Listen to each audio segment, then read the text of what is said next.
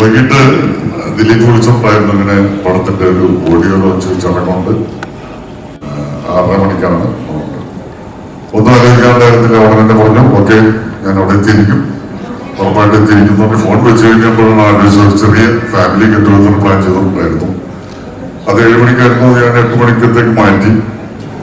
അങ്ങനെ പുറപ്പെടാൻ വേണ്ടി പെട്ടെന്നൊരു ചെറിയ ആലോചന മനസ്സിലൊരു ഡൗട്ട് വന്നു. ദിലീപ് വേറെ തന്നെ നല്ല ചടങ്ങിന് വരികയാണ്, തീർച്ചയായിട്ടും അതിന് വന്ന് പങ്കെടുക്കുമ്പോൾ ആ പടത്തിന് വേണ്ടിയിട്ട്, ആ പടത്തിന്റെ വലിയ വിജയത്തിന് വേണ്ടിയിട്ടൊക്കെ പ്രാർത്ഥിക്കണം എന്ന് പറയുന്നൊരു മര്യാദ ഉണ്ട്.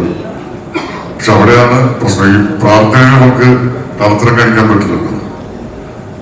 26-ാം തീയതിയാണ് ഈ പടം റിലീസ് ചെയ്യുന്നത്.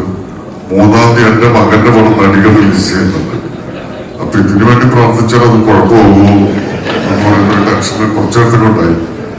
പക്ഷെ പിന്നീട് ആലോചിക്കുമ്പോ ഓടുന്ന പടങ്ങൾ, നല്ല പടങ്ങളൊക്കെ വരുമ്പോഴാണ് തിയേറ്ററിലേക്ക് ആളുകൾക്ക് വരാനുള്ള താല്പര്യവും ആഗ്രഹവും ഉണ്ടാകുന്നത്.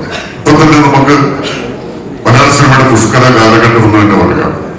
സിനിമകൾ ധൈര്യമായിട്ട് തിയേറ്ററിലേക്ക് വിടാം. തിയേറ്ററിലേക്ക് ആളുകൾ വരാൻ കൊതിക്കുകയാണ്. ഒരു സിനിമ കണ്ടിട്ട് വീട്ടിൽ ചെന്ന് കഴിയുമ്പോൾ അടുത്ത സിനിമ കാണാനുള്ള ആഗ്രഹത്തിലേക്ക് ആളുകൾക്ക് കൊണ്ടെത്തിക്കുക എന്ന് പറയുന്ന ഒരു അവസ്ഥയാണുള്ളത്. അതുകൊണ്ട് തന്നെ നമ്മളിപ്പോ വളരെ നല്ലൊരു സീസണിലാണ് വന്ന് നിൽക്കുന്നത്. എല്ലാ ഐശ്വര്യങ്ങളും പകർന്നുണ്ടാകട്ടെ. കെയർടേക്കർ എന്ന് കേൾക്കുമ്പോൾ തന്നെ നമുക്കറിയാം എല്ലാവർക്കും വേണ്ട ആളാണ് കെയർടേക്കർ.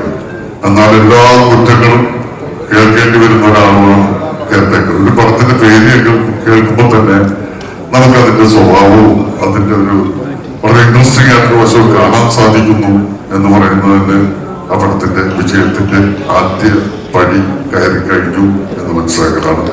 എല്ലാ ഐശ്വര്യങ്ങളും ദിലീപിനും ഇതിന്റെ പുറകിൽ പ്രവർത്തിക്കുന്ന എല്ലാവർക്കും, പ്രത്യേകിച്ച് പുതിയതായിട്ട് തുടങ്ങുന്ന ഫിയോക്ക് എന്ന് പറയുന്ന ഈ വിതരണ കമ്പനിക്കും എല്ലാ ആശംസകളും പ്രാർത്ഥനകളും നന്മകളും തരുന്നു. Thank you very much. ഞങ്ങളുടെ എല്ലാവരുടെയും നടികൾക്കും എല്ലാവിധ നന്മകളും ആശംസകളും നേരാണ്.